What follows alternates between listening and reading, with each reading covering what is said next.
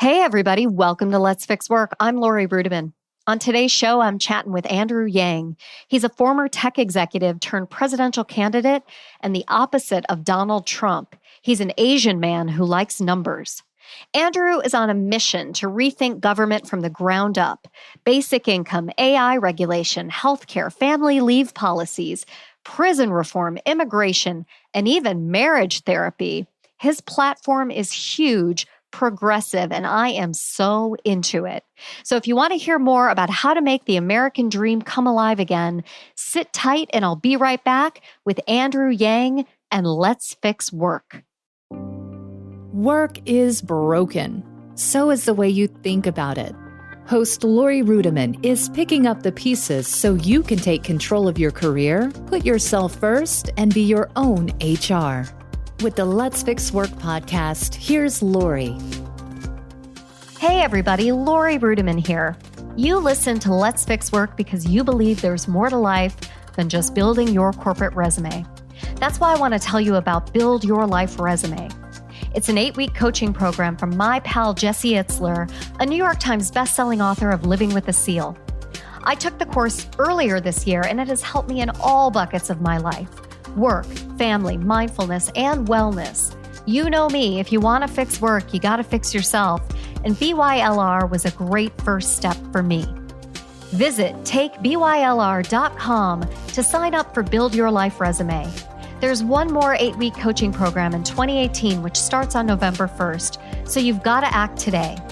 Jesse will help you get out of ruts, challenge yourself, and tap into your inner reserve to achieve your goals.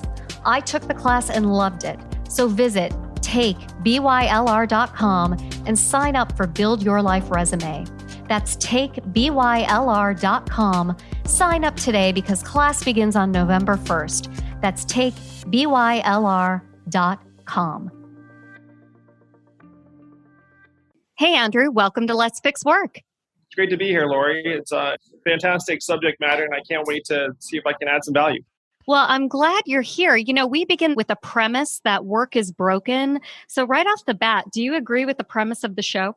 I do. I think that we need to transform the way we think of both work and value very quickly in our society. So yes, I couldn't agree more that we need to fix work. Well, that's great. Well, I know you're an entrepreneur and a former corporate executive, and you're running for president. So this is a real honor to have you on my show. Can you give me your elevator pitch? Like, who are you and what are you all about?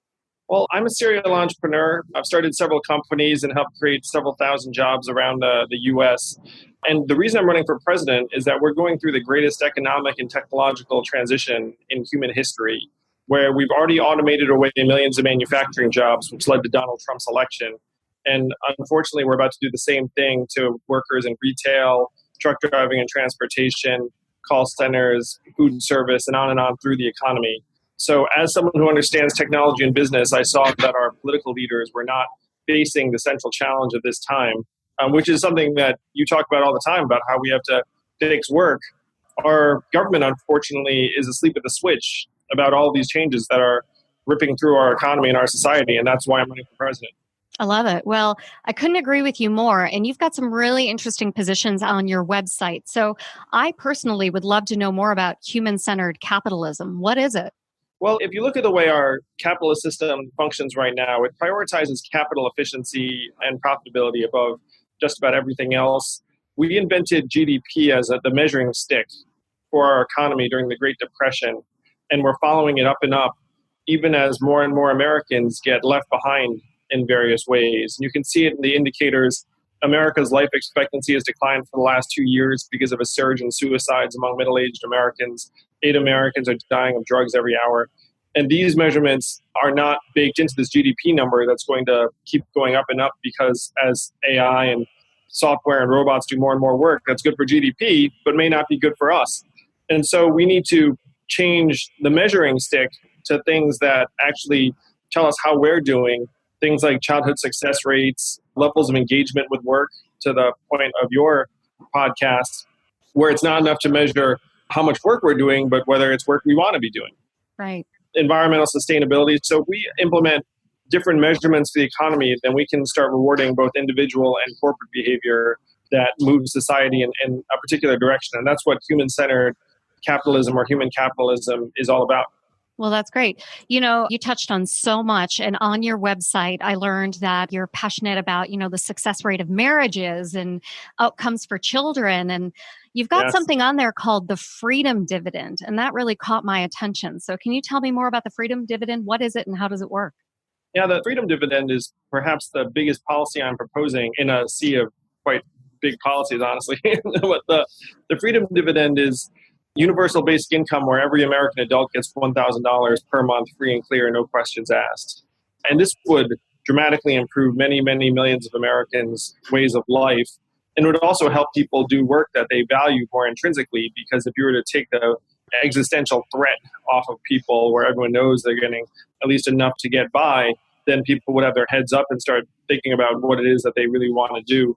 And so the freedom dividend is an old idea where it passed the House of Representatives in 1971. And a policy like it has been in effect in Alaska for the last 36 years. But as we're going through these historic changes, we need to revisit this old idea that goes all the way back to Thomas Paine and the founding fathers.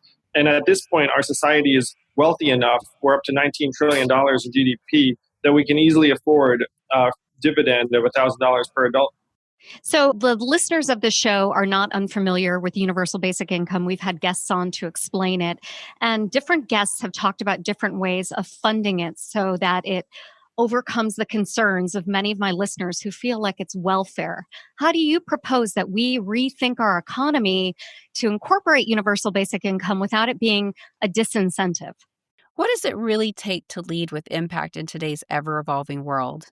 Welcome to Inside the C-Suite, the podcast where influence, energy, innovation, and empathy converge. Hi, I'm Christy Honeycutt, your host.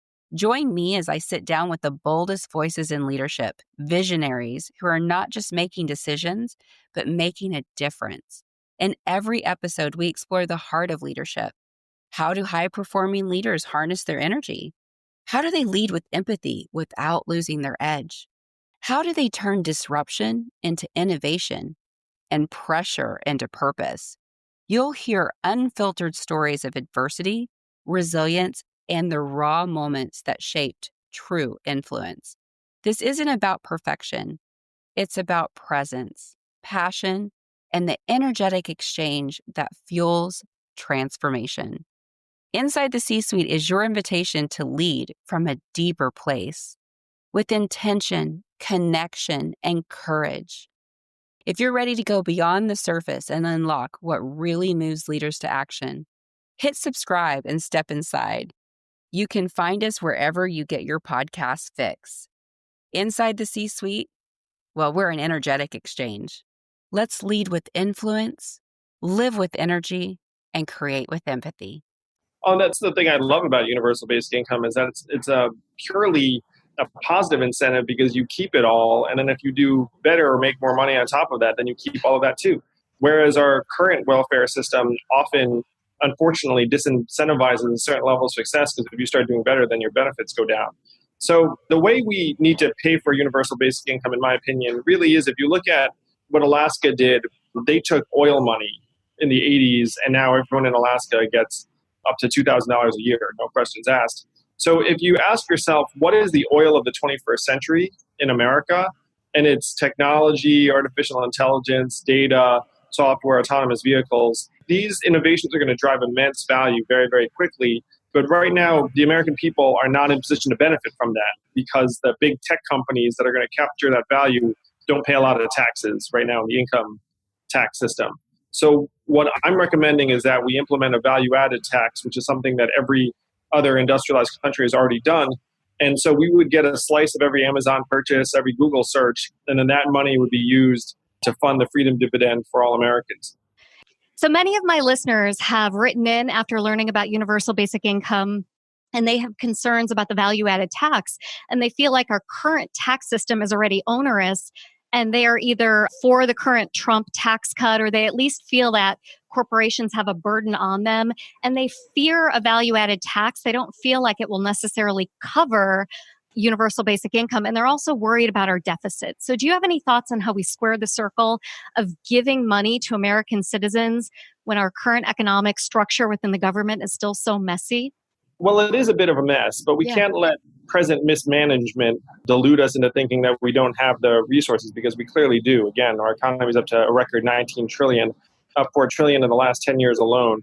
If you look at universal basic income in practice, right now, 57% of Americans can't afford an unexpected $500 bill. People are living week to week, paycheck to paycheck, month to month. And so if we put this $1,000 a month into Americans' hands, they're going to spend the vast majority of it in their local economy very, very quickly. And then it's going to increase what's called the velocity of money, which is that money is going to get spent multiple times in that community. It's going to create 4 million new jobs, because if you imagine every town in America with more money to spend, then there's going to be much more business flowing through. And then we're going to get back a significant amount of that economic value in new tax revenue and business growth. We're also going to benefit immensely from the fact that we're going to be making our children healthier and better nourished and better able to learn. Graduation rates will go up, mental health will improve, worker productivity will improve, domestic violence and hospital visits will go down. One study showed that if you alleviate child poverty in the US, it would increase GDP by 700 billion alone, just based upon better health outcomes, educational outcomes, and productivity. So we need to start seeing ourselves as assets and people to invest in, as opposed to, oh no, like cost, got to try and minimize, any investment in people, because good companies invest in their people. And we should do the same for our citizens, for ourselves as the owners and shareholders of the wealthiest country in the history of the world. Yeah, that's so very well said. I don't disagree with any of that. For me in 2018, having worked in corporate human resources now for over 20 years, in and around and adjacent to the field, I am so offended by the fact that we don't have equal pay or paid family leave. And I know you have some proposals around those initiatives, but can you take a step back and tell us why work is still so broken in those areas? And I don't know why we haven't done justice to the citizens and the workers who have made this country so profitable and so productive. When I was digging into these issues, Laurie, I was shocked at how anti-family and frankly anti-women our workplace policies are, where this, but the list of countries that don't have paid family leave for new mothers is us, Swaziland, Papua New Guinea, and Lesotho. Oh, And those are the 4 countries. That's a whole list. yeah. And most Americans could not pick these other 3 countries out on a map for good reason, because they're not great places. I mean, just telling it like it is. I mean, those are not countries you want to be on a list with. Right. No, I'm not going there anytime soon. Agree. No, Yeah. me neither. So that's a very clear indication of just how deranged the American focus is on this misplaced sense of capital efficiency, where it's like, oh, you give a mom time off, that's going to be bad for capital. It's like, well, that's incredibly stupid, because, if the mom spends time with a child, then the mom will be able to come back to work, and then that's going to be good for your business. The child's going to end up better primed to succeed, and that's good for us all long term. So it's really incredibly stupid. But if you ask, how did we get here? I mean, I think that the US has become almost pathologically obsessed with capital efficiency, and hopefully the pendulum will swing the other direction, because capital efficiency is going to lead us in very, very destructive directions upcoming, as, for example, trucks start driving themselves. And so right now we have 3.5 million truck drivers in the US. That's the most common job in 29 states. So if you say to those truck drivers, hey, you were worth $46,000 last year, and now you're worth zero, then how is that going to go? It's going to go really, really terribly. So we need to start developing our own estimation of our own value, in terms of not just what the market says, but of what we say and what we think the contributions of different people are. And that includes mothers, parents, caregivers, because there's a massive deficit of that sort of work in our society, and we're undervaluing it right now. Yeah, really well said. As you were talking about truck drivers, I started to think about how we're in this jobs apocalypse right now, and we're losing retail jobs, we're losing restaurant jobs, we're just losing jobs, right? And the jobs that we do have are not necessarily, well, I just read a book called Bullshit Jobs, a Theory. Yeah. I don't know if you read that book, but I love it. And he writes that a lot of the jobs that currently exist in our economy are these bullshit jobs that just kill time and tie workers to a desk and add very little meaning to our society. And so there's a rise of that, and there's a decline of really good, meaningful trades work and all that stuff that we used to have in our economy. Yes. All right. So we've got this jobs apocalypse going on right now, and we have the rise of AI, and there's some natural tension there. And you on your website talk a little bit about the regulation of AI and also the potential of AI. And so I wonder, can you talk to our listeners about that and explain your position on AI and regulation and how that intersects with our economy? Yeah, so AI is going to be in position to be able to do many wonderful things in the years to come. But one other thing it's going to be in position to do is replace many, many workers. So there are 2.5 million call center workers in the US. AI will be able to do much of that job very quickly. Truck drivers, 3.5 million, in addition to another million or so taxi and limo drivers. Autonomous vehicles rely upon artificial intelligence and machine learning. And so in addition to all of the wonderful things, like potentially helping to cure cancer is one application of AI. I mean, obviously, we'd all be incredibly excited about that. But the near term issue is that millions of Americans' livelihoods are likely to evaporate because of AI. And in our current system, there's really no great transition plan for large groups of workers who lose their jobs. So wait, I'm going to interrupt you because there's not only not a transition plan, there's a lack of fluency in Washington around technology. Nobody is speaking this language. They're fighting the battles from 50 years ago around social issues. And so I'm just concerned that beyond a plan, they're not even aware. There's no language in Washington right now around AI and technology. So Yeah, I couldn't agree more. And that's why I'm running for president. I yeah, mean, our government has gone from being decades behind to now like dangerously backwards, where we're being caught unawares by an elephant in the room that's about to destroy millions of jobs. And it, again, has already brought us Donald Trump because of the decimation of manufacturing jobs in Michigan, Ohio, Pennsylvania, Wisconsin, Missouri, all the states that yeah, he needed to win in the that's middle right. of the country all went to Trump. And it's about to get much, much worse, and our government isn't responding to it. So I couldn't agree with you more that we need to advance our government and society as quickly as possible to account for the fact that AI is real, it's with us, it's about to accelerate, and it's going to do many wonderful things, but it's going to replace many, many jobs as well. So how do you regulate it? What's that all about? Well, so the people in Silicon Valley are concerned about existential threats from AI. Now, it sounds very dark, but No, it does not. It's real. Yeah. yeah, it is real. I mean, that AI would go and, for example, like fool our systems into like declaring war on like ourselves, Yeah, essentially where it's that's like, right. oh, like phantom missile attacks. And so then like everyone's responding with real missile attacks. And that is possible. And so that's something that we should be safeguarding against very, very vigilantly. And the people in Silicon Valley are saying, Elon Musk's on the record saying, hey, this could be like a massive existential level threat.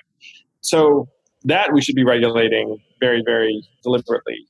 And then the question in my mind is something more commercial, like if you have AI that can replace call center workers, it would be, in my opinion, immensely counterproductive to say, well, no, no, no, can't make call centers automated because we just need 2 million Americans to have those jobs and make $14 an hour. Right. So if AI can genuinely do that job, then it should do that job. And then theoretically, these 2.5 million call center workers would find something else to do. The problem is that right now, that something else is unclear. And there are these talking points around re-education and retraining programs that are a farce, where if you dig Yeah. into the numbers, they're almost entirely ineffective. They apply to fewer than 10% of workers. And so if a politician says something about retraining and education, they're just blowing smoke. And so there's a massive need for genuine solutions as to how we can provide new quality structures for people that are going to need to make these very, very significant transitions. And that's one reason why I was so glad to join you, because fixing work and broadening our conception of work is, to me, a core challenge of this age. And it's something that, unfortunately, in my opinion, like it gets pushed onto women in large Yeah, part. that's It's like right. you look up and then women are like, oh, we need to, and we 100% do need to broaden our idea of work and value. And, I'm an executive saying that's exactly what we need to do, but it's not just like, oh, we should feel better about it. I mean, this is like a core challenge to keep our society whole and functioning in the years to come. So there are no easy answers to what do we do with all these people, right? I mean, there's no simple answer, but one of them would be to really rethink how we approach continuous learning. And you touched on that. And what we have right now are a broken patchwork of community colleges, some for-profit training institutions, and we keep telling all of these adults over the age of 50, go back to school and learn how to code. Like that's a solution to anything in this world, right? Yeah, most of the people who are saying that are not coders. Yeah, agree. So, do you have any ideas? What do we do with some of these workers? Because it's going to be rough and it's going to be ugly, but it doesn't have to be as rough and ugly as it could be. Hi, I'm George LaRocque, and I'm looking forward to exploring the critical trends shaping the future of work and technology with you over on the Work Tech podcast.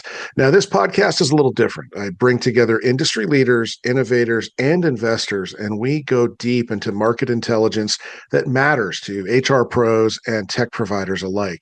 So give the Work Tech podcast a listen here on the Work Defined Podcast Network, and please subscribe if you like it. See you there. Yes. So I do have a few ideas in this direction. So the first is if you put $1,000 in the hands of every American adult with a freedom dividend, then many of these people will end up finding other forms of work that they find fulfilling. You can collaborate in various ways. And by making the local economy stronger, again, we would create about 4 million jobs around the country because let's say you were a truck driver and then you lose your job. And then you say, okay, I go home. And then there are maybe some people in your town now because of this freedom dividend who get together and say like, hey, like maybe we should start a little construction business or a little hunting business or a little, it's like that sort of Would endeavor. love it. Yeah, absolutely. Yes. And it would become much more realistic because everyone has money to spend and everyone has some economic security where if your business is a dud, you don't starve. You'd be like, all right, that didn't work. And then you think of something else to do and then you grab in some more people.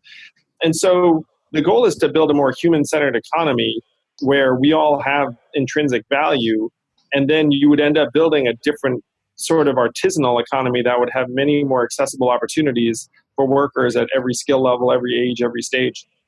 So, universal basic income has to be paired with some solution for healthcare. There's no other way to get around that. So many workers, so many listeners of this podcast write and say, there, but for the grace of God, go I. Would love to quit my job and go back to school, but I provide healthcare for my husband and my children. What's your approach to healthcare in 2020? Like, what's your position on that? Well, I mean, your listeners are very, very representative of all Americans, where so many Americans are discouraged from leaving their job or starting a company or making any change because they need the healthcare. And so our current healthcare system disincentivizes dynamism in various ways. And it's also still like this massive burden on families and businesses where it's the number one cause of personal bankruptcy. It makes it harder for businesses to hire more people and expand.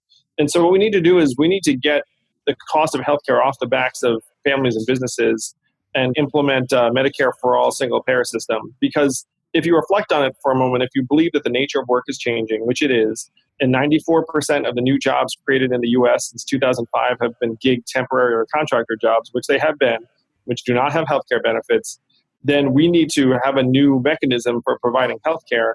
And so we need to move towards a single payer system, which is also going to bring costs way down. Not that anyone needs to care, because at this point you don't have to pay for it. But right now the US is spending twice as much as other countries on its healthcare to worse results because our incentives are all wrong, because the incentives are all around cost and activity and not around healthfulness and making people better.